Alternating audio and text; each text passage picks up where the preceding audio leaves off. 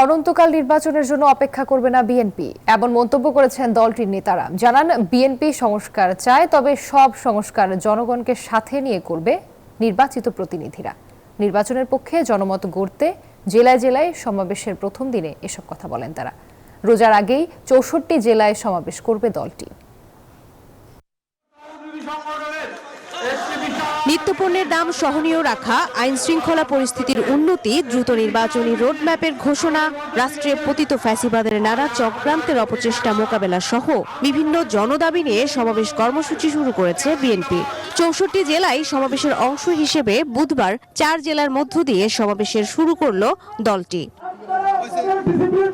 সিরাজগঞ্জের ইসলামিয়া কলেজ মাঠে সমাবেশের আয়োজন হয়। মিছিল নিয়ে দলে দলে সমাবেশস্থলে যোগ দেন নেতাকর্মীরা। স্লোগানে মুখর হয়ে ওঠে সমাবেশ প্রাঙ্গণ। এ সময় জাতীয় স্থায়ী কমিটির সদস্য নজরুল ইসলাম খান বলেন, ৩১ দফার মধ্য দিয়ে সবচেয়ে বেশি সংস্কার চেয়েছে বিএনপি।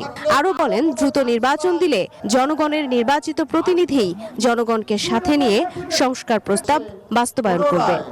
অবাধ, সুষ্ঠু, নিরপেক্ষ নির্বাচনের মাধ্যমে জনগণ তার নিজস্ব সরকার প্রতিষ্ঠা করতে পারে। সেই নির্বাচনে জনগণ যাদেরকে ভোট দেবে তারা দায়িত্ব নেবে। লালমনিরহাটের রেলওয়ে মাঠে আয়োজিত সমাবেশে বিএনপির স্থায়ী কমিটির সদস্য গয়েশ্বর চন্দ্র রায় বলেছেন, দেশে চোখে পড়ার মতো কোনো পরিবর্তন নেই।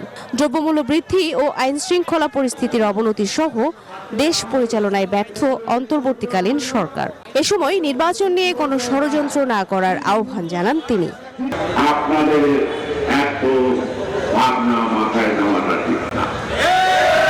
আপনারা সম্মানিত লোক, জনগণের প্রত্যাশাটা দ্রুত শুরু করেন, দ্রুত শেষ করেন, সম্মানের সাথে বিদায় নেন। জনদাবি নিয়ে খুলনা শহীদ হাদিস পার্কে সমাবেশের আয়োজন করে খুলনা জেলা বিএনপি। এ সময় রাজনৈতিক সংকট থেকে উত্তরণে দ্রুত নির্বাচনের কোনো বিকল্প নেই বলে জানান দলের নেতারা। এছাড়া সুনামগঞ্জ পুরাতন বাসস্ট্যান্ডে জেলা বিএনপি আয়োজিত সমাবেশে কথা বলেন বিএনপি চেয়ারপারসনের উপদেষ্টা কাউন্সিলের সদস্য আরিফুল হক চৌধুরী। বলেন, যতটুকু সংস্কার না হলেই নয়, ঠিক ততটুকু সংস্কার করেই দ্রুত নির্বাচন দেওয়া উচিত। সমাবেশ ঘিরে উজ্জীবিত সব পর্যায়ের নেতাকর্মী সমর্থকরা। কালক্ষেপণ না করে অনতিবিলম্বে নির্বাচনের দাবিও জানান তারা। মারুফা রহমান, নিউজ 24, সিরাজগঞ্জ।